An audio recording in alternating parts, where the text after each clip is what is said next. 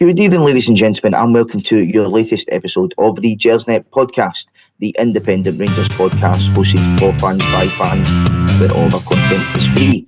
You can get us over at gersnet.co.uk, where you've got access to the forum, some great articles, and a wonderful history archive as well. You can also get us over on Twitter at Gersnet Online. We are live tonight, folks, on YouTube this evening. We'd ask that you get involved, like and share, and also comment as well. Just before I introduce my guest this evening, I need to give a shout out to our partners over at Forrest Precision Engineering. They're a subcontract Glasgow-based engineering company, and they've been a big commercial supporter of Rangers for many years. We're absolutely delighted that they're backing our podcast. You can get them over at forrestprecisioneng.com, and you can also visit the Forrest Precision Executive Lounge, a stunning new hospitality area within the historic main stand. For information on how to book this unique and intimate space, you can email the club via hospitality@rangers.co.uk. Joining me tonight to dissect that, well, first half was wonderful, second half was weird to be nice. Jamie Martin, Jamie, I mean, how are you doing after that? Been better. As you said, it was... I hate saying that old cliche, a game of two halves, but it completely was. It really was. The first half was absolutely outstanding. I mean, the starting 11 for a start, I was a wee bit surprised with just one selection. I know we're going to talk about the starting 11, but Olsen over the last few games, I know he set up the first goal, and he played decent in the first half, to be fair. But over the last 2 or 3 games, I was kind of surprised he started him. I thought he'd maybe have gone with the four at the back that he started, which I knew was kind of going to be the setup. I knew he'd go with Sterling at right back just to cancel out Maeda, and he did fairly well, Sterling. Suter, Fernandes and Romans at left back, who I really like. Olsen, I was surprised he came in. I thought he'd have gone with Raskin, Chikwani and Dio in the middle, and Mikey Moore behind Nadiri and Chermiti. So for me, probably that was only one selection that I thought out the 11 was a bit surprising for me. Yeah, I'll sort of tend to agree with that, Jamie. Olsen hasn't been doing that well the last few games. I did think that Dio might have come in for him, but I suppose in a way that first half, the starting 11 was justified because that wasn't what cost us the game. I mean, it was tremendous. I mean, I'll probably get quite negative on here tonight, but try and get the positives out of the way first. I mean, we were absolutely brilliant in that first half. Couldn't fault any of the players, apart from maybe not getting that third goal. But first things first, well done for managing to ruin possibly the best Old Firm goal in history. We do need to talk about it, and it is so sad that, you know, if we don't have any success this season, that this goal might not be remembered as it should. But I mean, what a goal by Chermiti. I mean, the guy is taking an awful lot of slagging by many fans, me included, but he just always shows up in the big occasions. And I mean, what a goal. I mean, look at when that went in, I mean, the whole stadium, you're just looking around at everybody and everybody's just like, what's just happened? It was mental. It was an absolute beauty. I've seen many cracking Old Firm goals, and from both teams, to be honest. But from a Rangers point of view, I remember 1990, we beat Celtic at Ibrox, 5-1, I think it was in the end. Ray Wilkins' volley for the edge of the box. I thought that'd be hard to beat at Ibrox for an Old Firm game. And the greatest goal I've ever seen in an Old Firm was the Davy Cooper Dryborough Cup goal, where he's flicking it over heads, and just an individual brilliance goal. But I have to say, as soon as that ball hit the net the day, I turned and I went, that's the best goal I've seen in an Old Firm game. It was just an absolute gem. Olsen, who we just spoke about there, he flicks a great wee ball into the box. He's pitching wedge out. He chips it into the box and it just sits up lovely. It just lofted up lovely for him. He adjusts his feet, and what a connection he had. And what a goal. I mean, fair play to the lad. That was a special goal, I have to say. I'd probably rate that number one. David Cooper was 70 the other day. God rest his soul. He was 70, and that was the best goal I'd seen up until that point in an Old Firm. And Ray Wilkins as well, God rest his soul, was an absolute beauty of a volley. That's the three for me that stand out. But that one today was up there. Nah, it was incredible, to be honest. And again, you're looking at it with a sort of tinge of regret, because you mentioned those two great goals.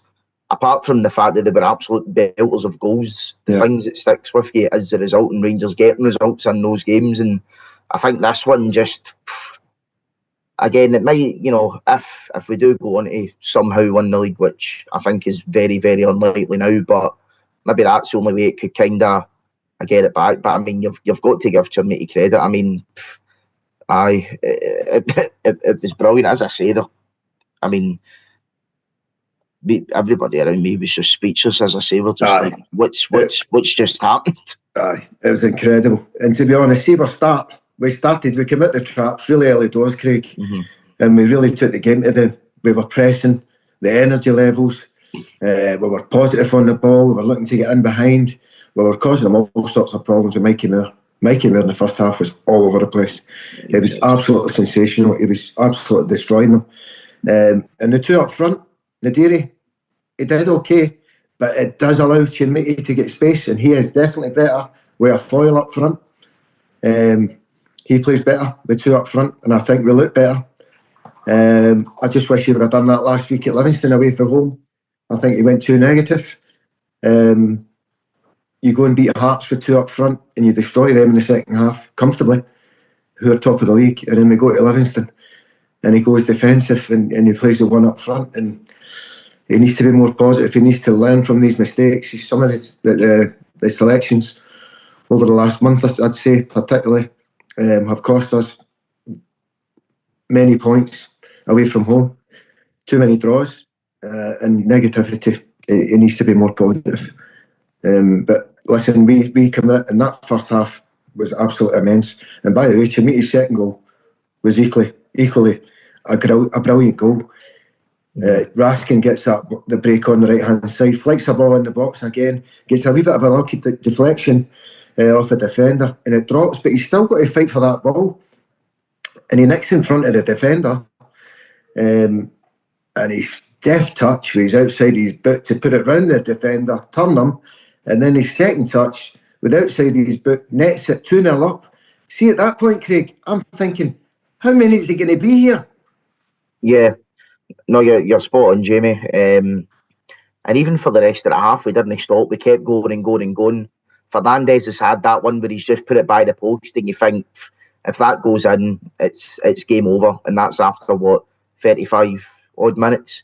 The first half was brilliant, and again we'll be negative later, but we do need to try and be positive where we can, and just say it was brilliant. And that is the frustrating thing, because we've seen in the first half today, we've seen for large spells in that game at Livingston, we've seen for most of the game against Hearts, and the second half at Parkhead, we've seen what this team can do if they're firing on all cylinders and everybody's up for it. But it's just, again, I think people use this word, maybe it's overused, but I think it's right mentality. I think that cost us today, but that first half was fantastic, and I think maybe if we got that third goal with Fernandez, it really could have been. I think the third goal. I think if we'd have got the third goal, and it was a big chance. I mean, he's got a clear header at goal.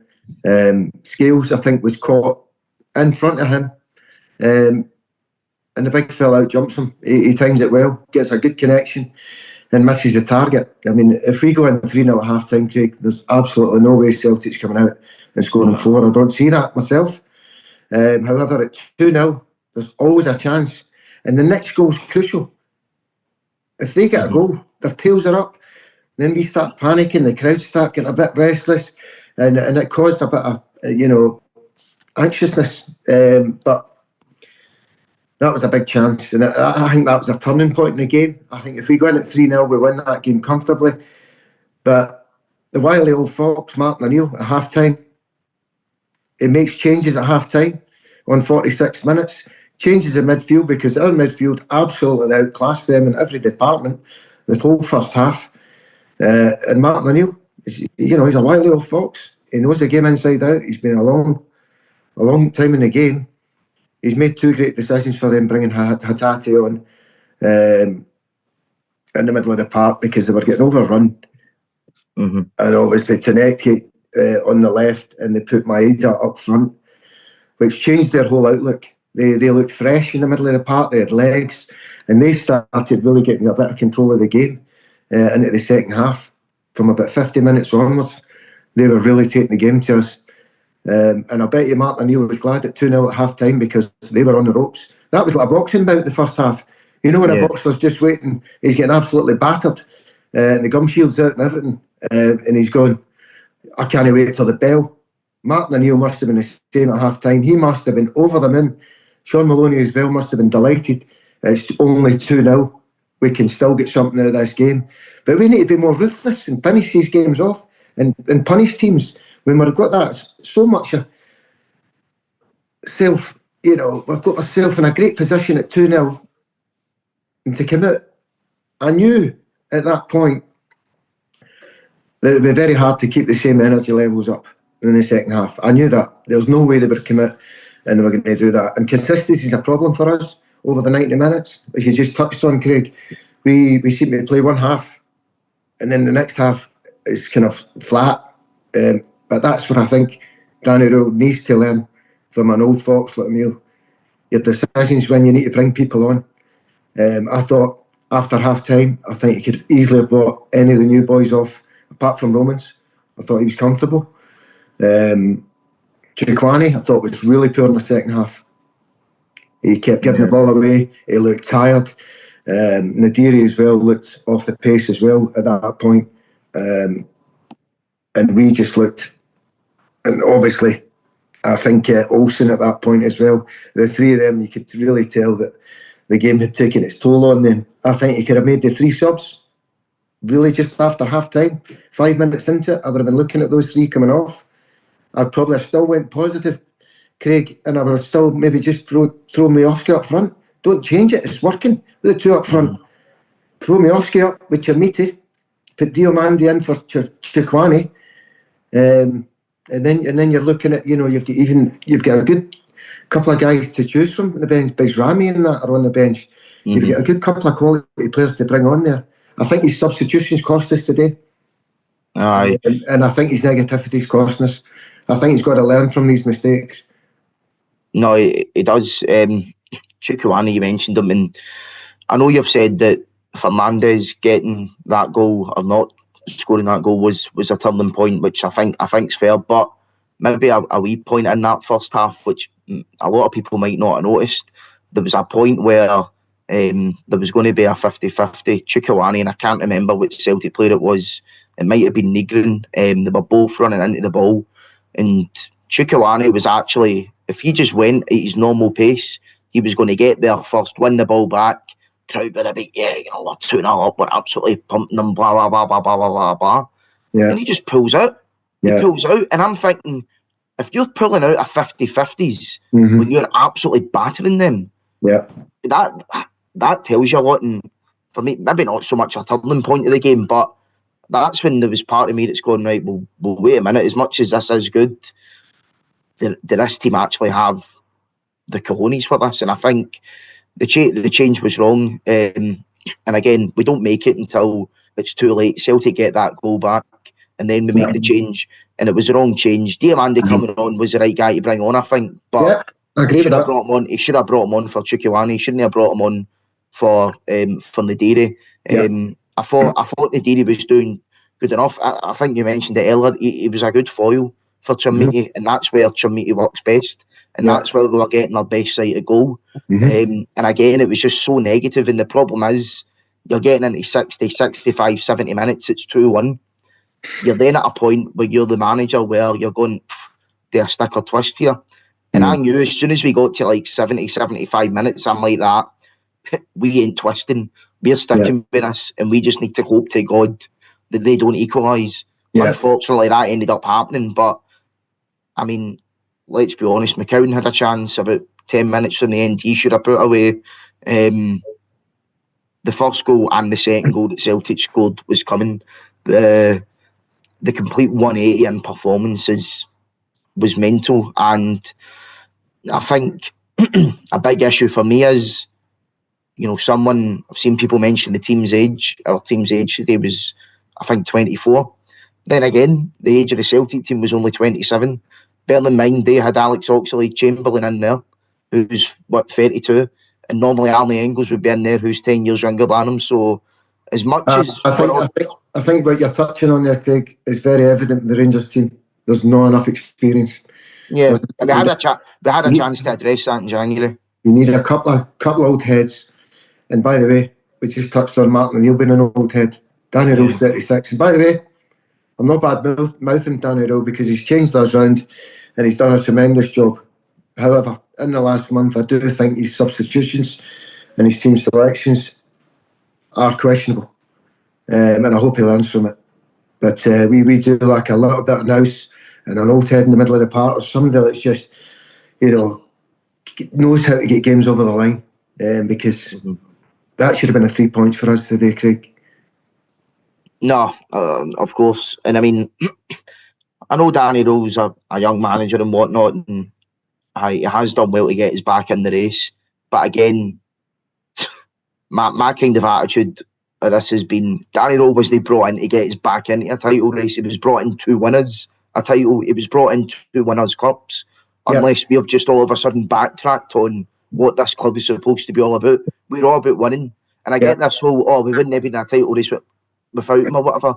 That's fine. See, to be quite honest, whether we're 20 points behind Celtic or Hearts or 1 goal behind Celtic or Hearts, I don't care.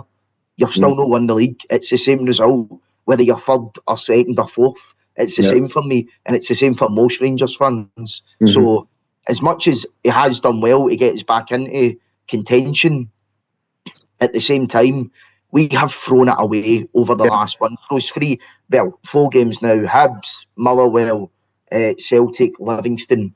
More so for me, I'll take the Livingston game as a bit of an anomaly because, as I say, you can have games like that in football.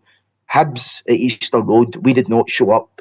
We went there happy to take a 0-0, which for me was embarrassing. Motherwell started brilliantly, went a goal up. It was the same. Sit back, we'll try and take the 3 points. Didn't work.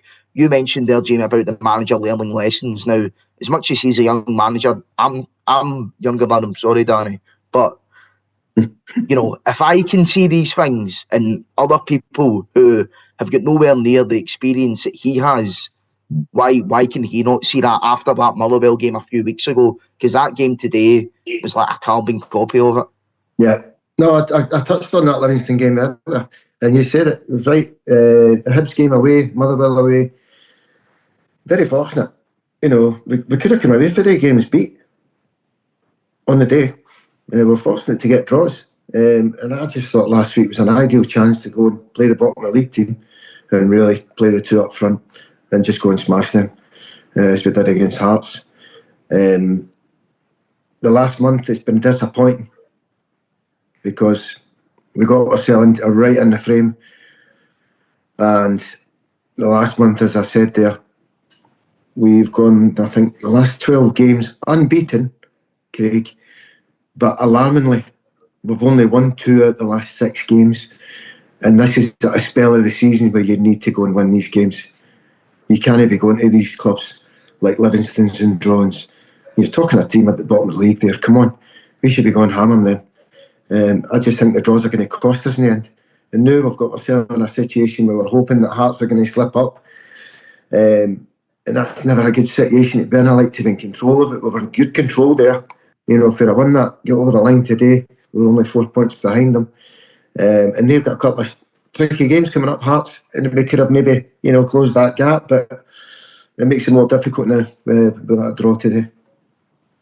Yeah, I mean, it's obviously not fatal, but it's, up there mentality-wise for everyone. It's just, it's scundering, because I think what we said in that second half today, that was the thoughts that we had in the back of our heads, kind of knowing deep down that was probably most likely going to happen at one point or another. Yeah. And again, I said it off air, that Celtic team are no good, and I'm no here trying to, be bitter or anything like that. That is not a good Celtic team. Celtic fans tell you that is not a good Celtic team. The Celtic manager, before he got the job, was on TalkSport saying that Hearts were going to win the league. So if Rangers, who have went and spent 30-40 million quid in the last two transfer windows, if we can't go and beat them, being 2-0 up and absolutely battering them, when are you going to beat them in a game like this? And I mean, Hearts as well. Hearts have had a great season for Hearts standards, okay? But I think they're on to get maybe 83, 84 points. 9 seasons out of 10, 83, 84 points does not win you the league. The reason that Hearts are top is because, they've been fairly consistent, and, give them credit for that. But Rangers and Celtic have been absolutely shocking. In most circumstances, 83, 84 points is a failure of a season for Rangers or Celtic. So all Rangers had to be this season was a wee bit better than your average for second, and we're below that after spending all that money. And I think it's inexperience. We've got inexperienced players with potential, and we've also got an inexperienced manager with potential. Yeah. And I think that's the second part in that as well, potential. I'm not here saying that we can't go on and do good things, because you do see something in Trinity, Gassama, Nadiri, even Asgard, who never came on today, but he's done a couple of good things this season. You can see there's something there. It's the same with Danny Rowe. You can see there's something there, but I just think that inexperience is going to be what cost us when you compare it to the likes of Celtic, Martin O'Neill, Callum McGregor, and even at Hearts with the likes of Derek McInnes. Yeah. No, we touched on it earlier. I think you definitely need a couple of guys involved that's got that experience, just to get games over the line. I mean, it needs to be a little bit cuter, Danny Rowe, for me. At half time, you're 2-0 up. Your team talk is you're trying to say to your players, right, keep the same intensity up. We've run our bollocks off here for the whole 45 minutes. We've controlled that game, but we have to go in the second half and class this game, treat it as a 0-0. Rangers commit. First 5 minutes, they did okay. And then we just took the gloves off, and we took, everybody just down tools. The energy levels went. As I said, Martin O'Neill's changes, he did the 2 changes in the middle of the part, as we spoke about earlier, made a massive difference. And then he brings McGowan on and Forrest, and McGowan had a chance. And James Forrest obviously flights the ball into the box that caused the penalty. So his subs worked, our subs didn't. And that was the difference today. Yeah. Mikey Moore, want to try and be positive again, Jamie. Mikey Moore was excellent. Steve, for an 18-year-old, by the way, unbelievable. He, especially in that first half, and even in the second half, for me, Rollins was probably the best player for us in that second half. Not that there was many. I think Mikey Moore was a close second for effort more than anything. Yeah. I mean, he was completely gone, but again, he's 18 years old. Do you know what I mean? What do you expect? But that first half, I mean, he was brilliant. The ball was sticking to him. He was taking players on. It was exactly everything that you wanted him to be when that move got announced in the summer. Oh, absolutely. I've got a lot of time for Mikey Moore. I think he's grown and grown and grown week in, week out. He's performing well in the big games. He scored against Celtic at Parkhead the last time. when the big Chermiti get another 2 in that game. Seems to turn up in the big games, the big fella. I just wish he could go and get a couple of wee goals against the lower league clubs and just, take his tally up a bit. But getting back to that, yeah, I think if I was Andrew Kavanagh, Craig, I think I'd be having a discussion. Now, I met Dan Purdy a few weeks back at the Motherwell game, and we were having a few discussions about players and stuff like that. And I said to Dan, I says, if there's any truth in Nico Raskin getting involved with Tottenham, now I know there's 2 clubs in London particularly. Brentford was one of them, and Tottenham were sniffing about Raskin. Rangers, to be fair to them, I thought they held out. He could have gone in January, and I was really chuffed with Andrew Kavanagh and the board, because they could have accepted a bid for him, which I believe was in the region of 15 million, and they've held out because they thought, we'll keep our best player in the middle of the park till the end of the season. We'll probably get top dollar for him when he goes to the World Cup with Belgium, and we'll try and keep our best 11 on the park. And I'm glad they never caved in, because many managers, or many boards, so to speak, would have just took that money and ran. But I'm glad they held out. But I think if I was involved at Rangers as an agent or a club scout, I would be having that discussion with Tottenham if there's any truth in it, and I'd be saying, let's just do a swap. Give us Mikey Moore and you can have Raskin tomorrow, because Mikey Moore makes all the difference for us. He's our best number 10. His offensive play is just on another level. The boy runs at people, he commits defences, which is hard to see. You don't get much of that these days. Players that can just really glide past people. He was gliding past people today with ease. He reminded me of Brian Laudrup at times. His quick feet, just good movement. And what I do think about him as well, mate, his defensive qualities. He's not a young boy that just wants the ball. And he's not like a Joe Cole was. Joe Cole came alive when he got the ball. And his defensive duties just weren't there at all. But this boy's got it all. He works back, he tracks back, he defends, he covers some amount of grass, and his ability is second to none, mate. If we can't do a deal with the Raskin situation, I would certainly be asking now, can we have him next season on loan? Because I think Rangers without him would struggle a wee bit. Definitely, he's our outlet. He is our number 10. He's our creator. He scores goals. He creates goals. Causes havoc, and I would love to see Rangers get a hold of him next year. Mm-hmm. And I hear people going, it's unrealistic, blah, blah, blah, blah, blah. I mean, why? How is it unrealistic? We always seem to think of that. I mean, let's be honest, as much as we love Mikey Moore, he'll go back to Tottenham in pre-season and he won't get a sniff. He won't get a sniff there, because they'll probably sign some guy for 50 or 60 million quid in the same position, and they'll say he's playing ahead of you. Do you want to go out on loan again? Now, by all accounts, Mikey Moore loves it here. He wants to be here. I wouldn't speak on behalf of him, but that's what seems to be the word going about. Why can we not make a big bid now? We're in a position where financially we can, and maybe we will need to push the boat out a wee bit. Maybe we will need to bid 15, 20 million pound and make it a club record fee. But do you know what? Sometimes you just need to go and do that. We're in a position now where we can do that. We're well within the sort of financial fair play parameters to go and make a sort of big marquee signing like this. And even getting him back on loan, to be honest, if you offer me him back on loan next season, I would 100% take it. The only problem with that is, I think if he goes on to us on loan next season, he'll have an even better season. And then instead of him being a 15, 20 million pound player than what he is now, he's a 30, 35, 40 million pound player.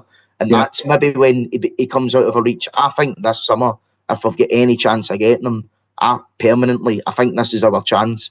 And maybe it is unrealistic. Maybe we are pushing out a wee bit, but why not? We need to have ambition. We need to at least ask the question. And that's what I mean. I'm not going out and saying we must do this, we must do that. Because at the end of the day, Spurs saying, "Oh, we can only offer a certain amount." That's fine. Yeah. But for God's sake, try. I think I would definitely be asking the question. I would be saying, is there anybody of interest? And Raskin, we touched on there. If there's a genuine interest, I'd be looking to do a deal with a swap. Because, as you say, if Mikey Moore goes back to Tottenham, he'll not play every week. He might get in the squad. He'll play bit part games, maybe in cup games. And not because I don't think he's good enough. I just don't think down there they take chances on young kids. They don't give them starts, particularly at Tottenham's and teams of that kind of calibre. I would definitely be asking the question. There's no harm in asking. You don't ask, you don't get in life, Craig. If I was involved with Rangers, I'd certainly be asking, can we have a chat? Can we have some sort of discussion on Mikey Moore? Because we want to keep him here. And can we do some sort of deal? Because he makes a difference for us. He definitely does. No, he has been, absolutely. Mentioned him there, Jamie, a wee bit off track, but Nico Raskin. And again, first half today, brilliant.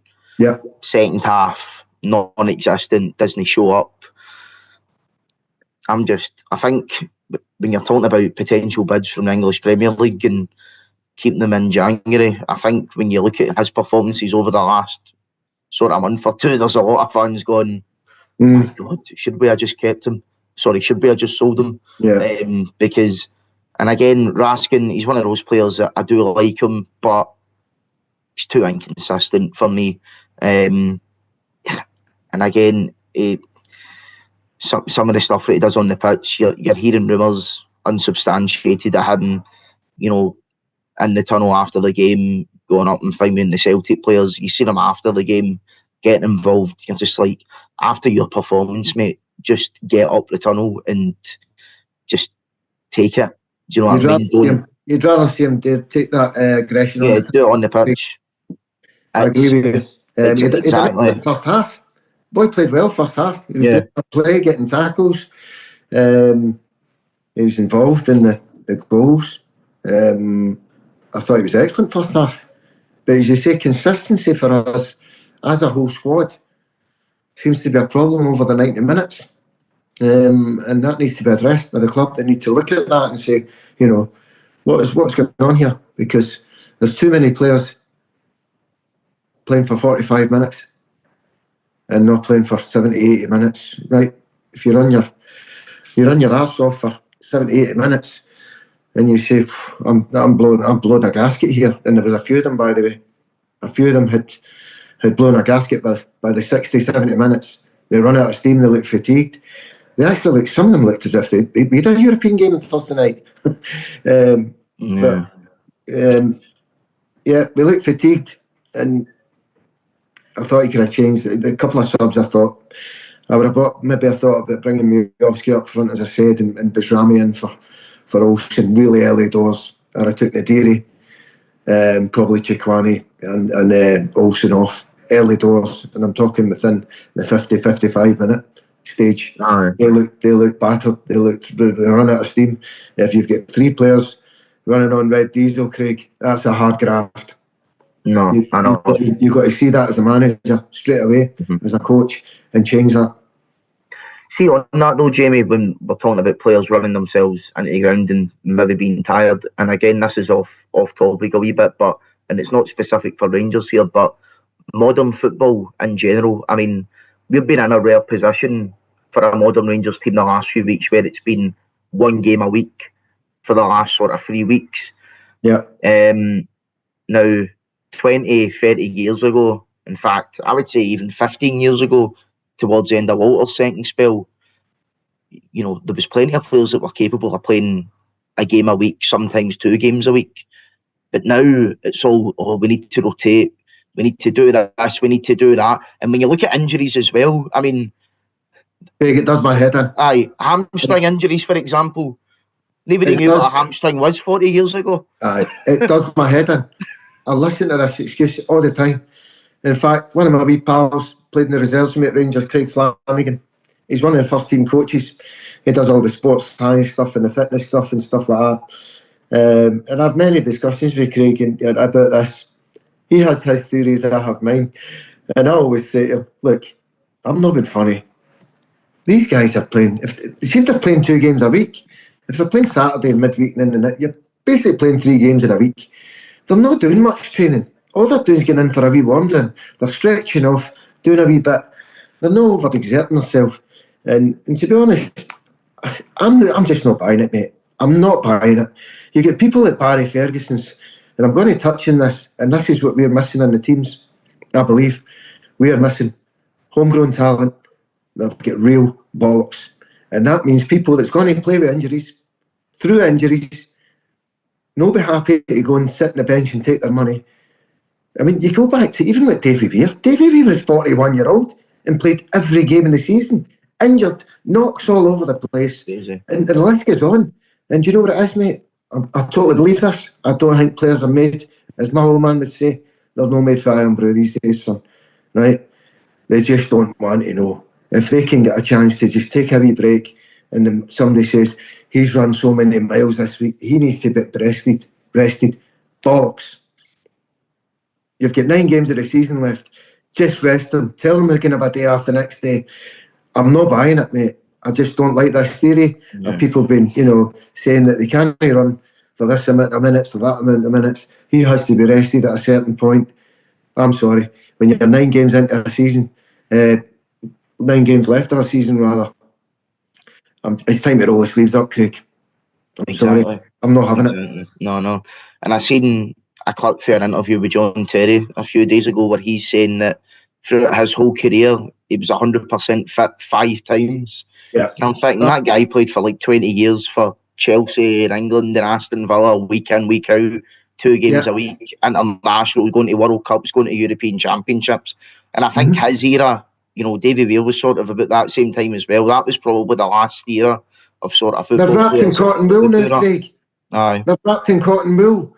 They're mollycoddled. They've got all this theory of the... Well, there we go. Wrapped up in cotton wool. We'll wait for Jamie to get back, but no, I do agree with that, to be quite honest. If he does come back, I'll be back in. Yeah, we're back, mate. You were getting too angry. Your camera was steaming up because you were getting that raging about it. Oh, I'm raging, mate. I'm just not buying all this nonsense. And honestly, you're right. See, John Terry's not that. They had hearts of a lion, even back in our day, right?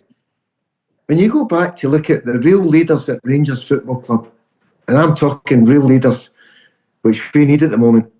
I'm talking the likes of Terry Butchers, Graham Roberts, Richard Goffs, Bomber Brown, the list goes on, Ian Ferguson's, Durant, Derek Ferguson's, all Rangers boys who would have played through thick and thin, mate. And I know many players who played with knocks they shouldn't have played, but they just gritted their teeth and they were out there, rolled their sleeves up, and they were made of the old iron brew, as my old man says. They wanted it. And that's the difference. I think a lot of players now are made for the same stuff. Aye. It's not just the Rangers. It's a modern day football issue. Absolutely. It's a modern day football issue. It's not just us, but aye. I just thought that would have been interesting. But moving on to the penalty decision, then, Jamie. Again, look, you've got a minute to go. Oh. It's one of the ones. Look, it's a modern day penalty. Look, I suppose it's the rules, and in terms of the laws of the game, it is a penalty. But what a stupid rule! What a stupid law! To think that an Old Firm game is basically being decided on a decision like that. Yeah, that they've had to go to VAR, and John Beaton was at that monitor for a while. If he's at that monitor for more than he was there for a minute or two, if you're having to watch that back 9, 10, 11 times, it's not clear and obvious. But I'm not here to have a moan at John Beaton or the referees. We were the masters of our own downfall today, but it's a modern day penalty. But just because it is the rules doesn't mean to say that I can't be annoyed at the rules itself. Yeah, no, it's an annoying rule. There's a couple of wee rules in the games now that I think spoil the game, but that's certainly one of them. I'm not been, It's not been biased or anything like that. It's a very harsh one.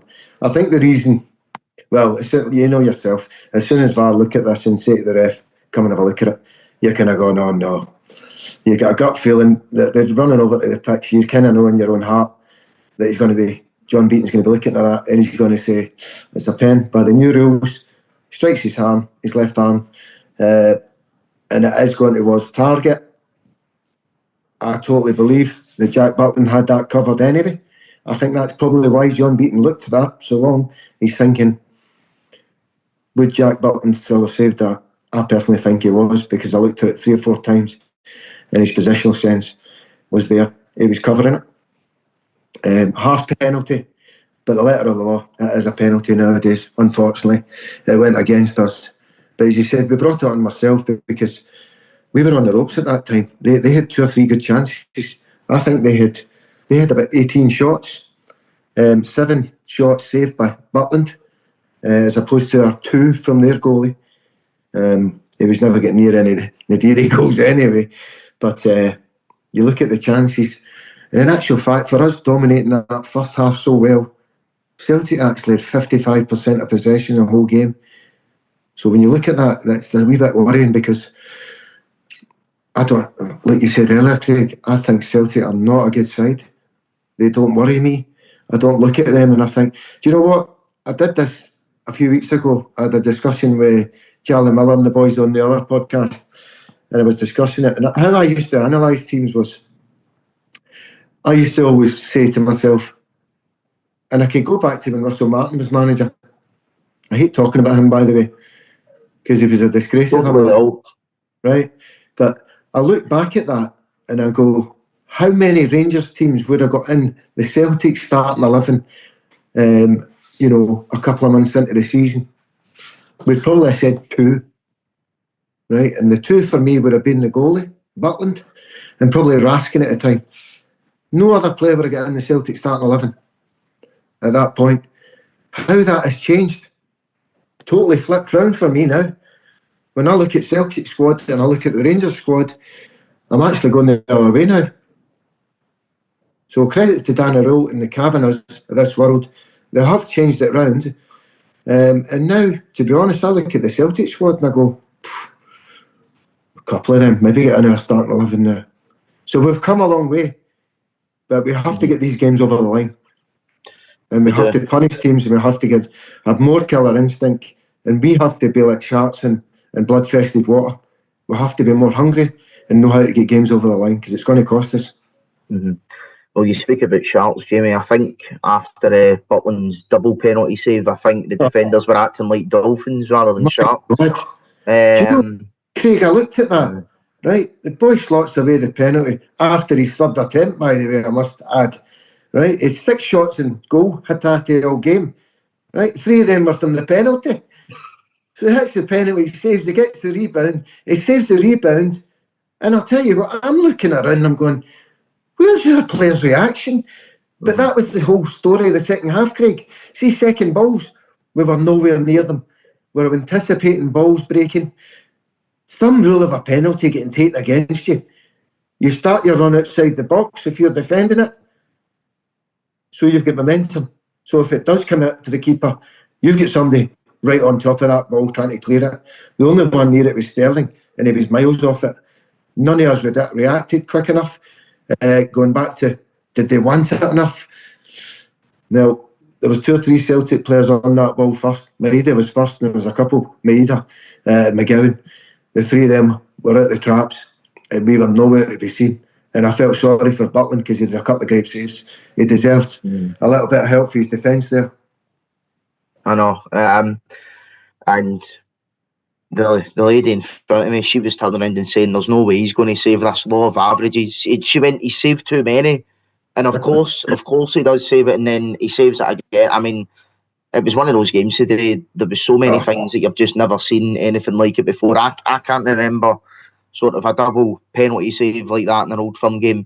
And even the third shot that Hatate hits, I'm sure it's like 2 shots that he hits for that one, rather than, because it's not a clean swipe at it. Absolutely. Crazy. It was mental. And I mean, Butland's distribution, to be fair today, was absolutely rank rotten. It was rubbish. But the guy, to be fair to him, more often than not, in the big moments when it comes to those sort of saves, he does pull it off. And he done it with the McCown one as well. And McCown should have done better to score it. But at the same time, I think Butland sort of expertly put him off in that sense. And I was the same, Jamie. I did feel sorry for him, because when you've got someone like that in goals and they've done that, you need players there to be. Even, it's a fact, as you say, like there was no one even near it. You know what I mean? Like, no, it was if somebody got in right, and then it hit off Atati and it hit off them and all right. I mean, it's crap, but you know, you've at least shown the desire that you wanted to get in and stop it. You've got to show some desire. It was. It wasn't there at all on that penalty. I couldn't believe that nobody was followed up. I always remember one of my coaches years ago, at Rangers actually, funnily enough, John McGregor, the ex-Liverpool player, came in under Souness, and he was reserve coach. And always took what he said on a penalty. I used to play centre midfield, and he would, he'd tell people where to be at certain situations. On the penalty kicks, he told every one of us, anybody on the edge of the box, you start your run 5 yards out the box, so you're at full pelt for that rebound, and you're reacting, and you're in there first. We were all stood still. I was like, what is going on here? But as I said, we were like that second half. They were winning a lot of second balls. They were first to every second ball, and we just ran out of steam. Yeah, just one of those ones today. In terms of the manager, I did want to talk about this because I was really annoyed with his decisions today. More so the sub. I was annoyed a few weeks ago at Motherwell. I must admit, there's a couple of dissenting shouts tonight, but that's always going to be. I mean, it wouldn't matter if it was flipping Walter Smith or Danny Rowe that was in charge of Rangers. If you draw a game being 2-0 against Celtic, you're always going to get people calling for your head. But I do fear that if we can't get the job done next week in the Scottish Cup, he's going to be under a severe amount of pressure to win this championship. A championship, by the way, that after today, he doesn't have any control over it anymore.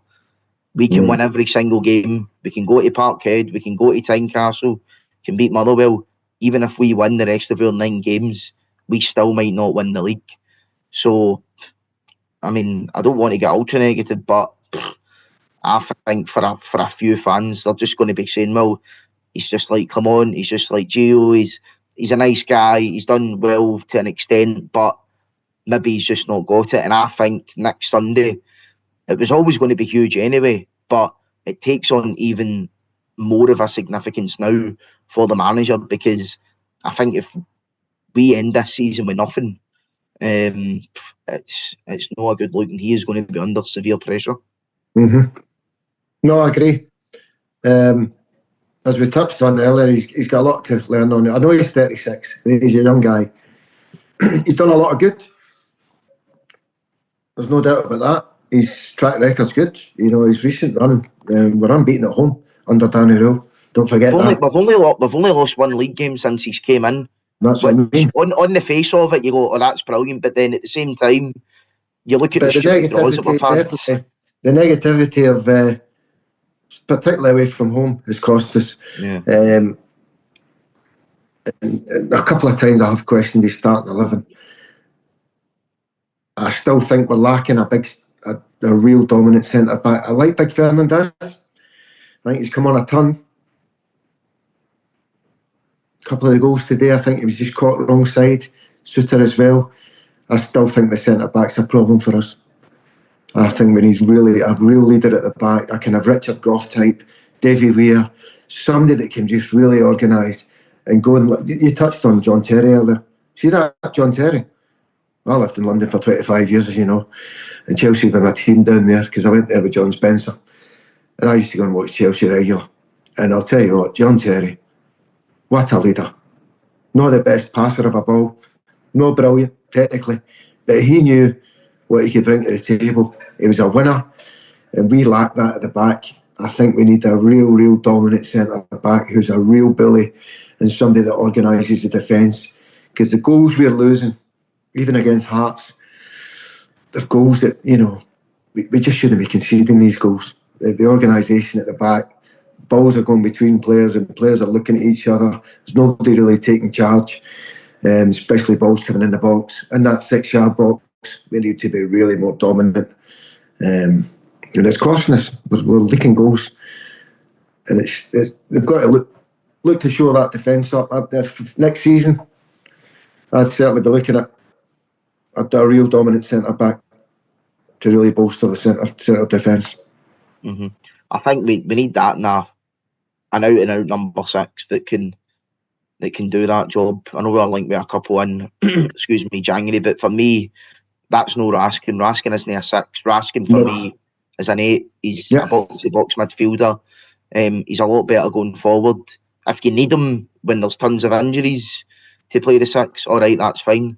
But Connor Barron today, actually, I think we missed him a lot in the midfield. I think he would have brought a lot of energy, a lot of aggression. Again, his final product is not quite there yet, but he gives you that sort of basic sort of aggression level that you need. So I think defensively, number 6, we're desperate for. Skov Olsen, I mean, it was a great cross today, and that's the thing with him. Like, you think of the 2 assists that he's had, 2 absolute crackers in the 2 biggest home games of the season. So you do need players like that. Even Sharmiti, he's been terrible for most of the season, but he shows up in the big games. You need players like that in squads. So these guys have shown that they can do something. But I think a number 6 in a centre half. Moving forward, Jamie, then just in terms of where it leaves us for the league.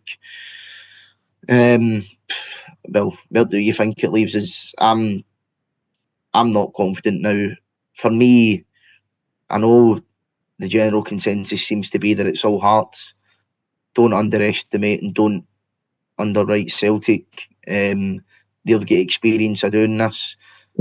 Motherwell have had a great season. That's fine. Doesn't matter when you play a team that's used to having it all their own way and winning, even when they're not at their best. They can still get the job done, and they basically done that today. I still think Hearts are going to slip up. That might be me really disrespecting them, by the way, but I still think they're going to slip up.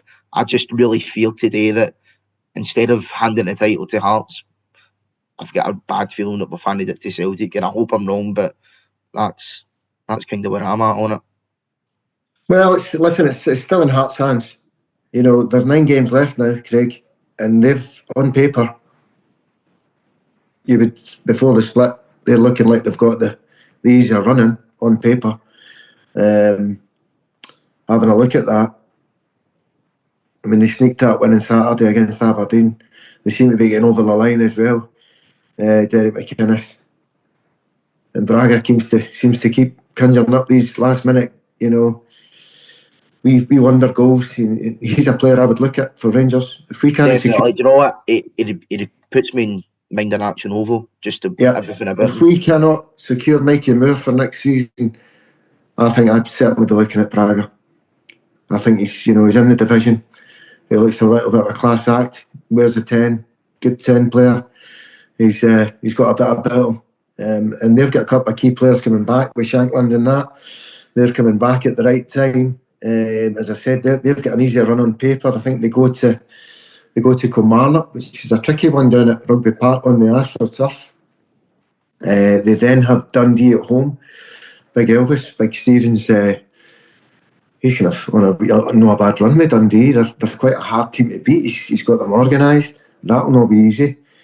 Then Hearts go to another AstroTurf. They go to Livingston, and then they go to, which I think will be the key game of this season, is the Hearts v Motherwell at Tynecastle. That's the 4th game before the split. So that'll be a real test for them, because I've been really impressed with Motherwell this season. I think they're a really good side. They're great to watch. He's got them playing some great stuff, and defensively, their record's the best in the league. So I think that'll be a real test for Hearts. There's still twists and turns in this league, Craig. There's no doubt in my eyes about that. And we've got a couple of tricky games as well. We're going to, obviously, after the cup game next week. We need to get through that. We need to be winning that game next week. That's a must-win, because that kind of cements us getting to the semi-final and then hopefully into the final and winning that. So for me, that's a cup final next week. We need to win that. And then we go to St Mirren. They're obviously won the League Cup. They're a tricky team to beat down in Paisley. They're a hard outfit to beat. St Mirren, he's got them organised. Stevie Robinson, they're hard to break down. And then we're at home to Aberdeen, I believe. Third game in, I think, if I'm correct in saying, we played Dundee United, who we've struggled against this season. We've drawn with them on a couple of occasions, and we seem to just struggle against them for some reason. And then we go to, which I think, the fourth game on this before the split for both teams, Hearts and Rangers, are big tests. Hearts obviously play Motherwell at Tynecastle, and we go to Falkirk. They're doing really well. That's going to be a real test. I remember the game at the beginning of the season. That was Russell Martin's kind of time, the walk of shame across the pitch time, and we were very fortunate to get a draw that day, 2 each. And Falkirk playing good stuff, and all. They 2 games, I think that's going to be the key pivotal time of the season. But we've got ourselves into a situation now where we're hoping Hearts slip up. And Celtic have obviously got that game in hand, Craig. So it takes us, we're 6 points behind Hearts, 2 behind Celtic at the moment. And if they go and win their game in hand, I believe it's against Aberdeen, isn't it? They go ahead there as a point. So it's a big ask now. But we have to go and we basically just have to go and win every game now and hope that the others slip up. I do think there'll still be twists and turns, as I said, for sure. Mm-hmm. No, I think so. As I say, it's not fatal today, but it does feel like a really sore one. But as you say, look, there is going to be plenty of twists and turns. Try and end it on a bit of a positive note. I know I did say earlier, even if we do win the 9 games, we might still not win the league. Realistically, though, I do think if we do win our last 9 games, we will probably win it. Because I don't think any other teams would be able to muster up a run like that. The problem is, are we capable of doing that? Well, do you know what? We're going to find out soon enough. We need to start winning games now, starting from the cup game next week against Celtic, and move forward. I don't care how we do it. Just keep winning games. But quite simply put, we cannot afford any more slip-ups. For me, one more slip-up, it's done.